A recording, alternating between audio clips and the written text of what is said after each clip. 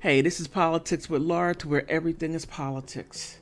Whether if it's here locally in the US or if it's international, you will get the true news because I use newspapers from around the world. Politicians here or politicians over there, or if there's a war here or a war over there, I would make sure that you know about it.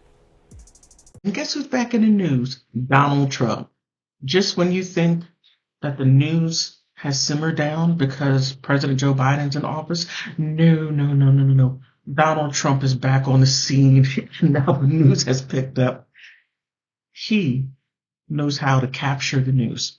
However, he's capturing the news for a different reason, and that is the House of Representatives finally, or the committee, recommends criminal charges for Donald Trump.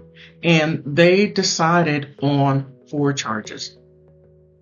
The first charge is obstruction of an official proceedings.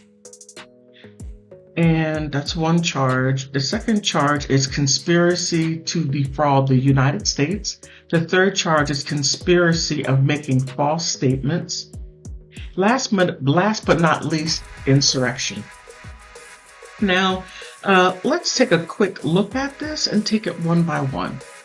Now, the obstruction of the official proceedings, that's when the January 6th saying that he, Donald Trump, influenced a group of people to go and storm the Capitol building. Okay. The committee recommends this charge because they believe Trump repeatedly attempted to stop or undermine Congress. Certification of the election in the weeks leading to the January 6th. They also say Trump deliberately attempted to stop the process by inciting or instigating a mob to storm the U.S. Capitol on the day of the ceremony itself. Okay, yeah, a lot of people did come. Yes, they did. And, okay, now if you want to play devil's advocate, people were there exercising their right to, and this is not a stretch because it is in the Constitution, to where they can stop a government becoming tyrannical. Yep, I know. I'm just throwing that out there. Whether you agree or disagree, I'm just saying. Okay, conspiracy to defraud the United States. This crime entails two or more persons conspiring either to commit any office or any offense against the United States or to defraud the United States or any agency thereof. I can say what president or government officials have not done that. If they file charges against him on that, they might as well go ahead and do Joe Biden while he was vice president. Let's not forget him. So I would say Trump will be in good company on that one because Joe Biden, he's being investigated along with his son as far as what's going on in the Ukraine and how they impeded the investigation on the laptop. So, and he used the FBI and other government agencies to impede it. That right there is true. He even said it himself. Go back and look. When was it? 2015? All right. Okay. Conspiracy to make false statements. Okay, we can even go back to, oh my goodness, President Clinton. I did not have mechs with that woman. How do you classify mechs? I mean, it goes on.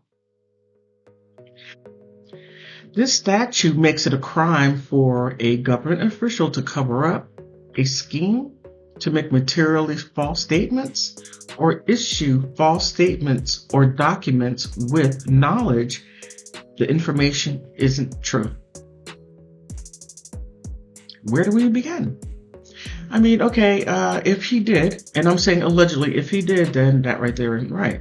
Then he needs to most definitely pay for that. But since there is such a hatred for Donald Trump, they're blinded. We can look at other presidents that have done the same thing, or the vice president, or President Biden when he was vice president, to overtake his authority to go into the Ukraine and pressure Vladimir Zelensky to fire a prosecutor that was going after Hunter Biden. Look at my other videos on that one, and I do bring the proof for it. Okay. You see false statements. Then he goes on to insurrection.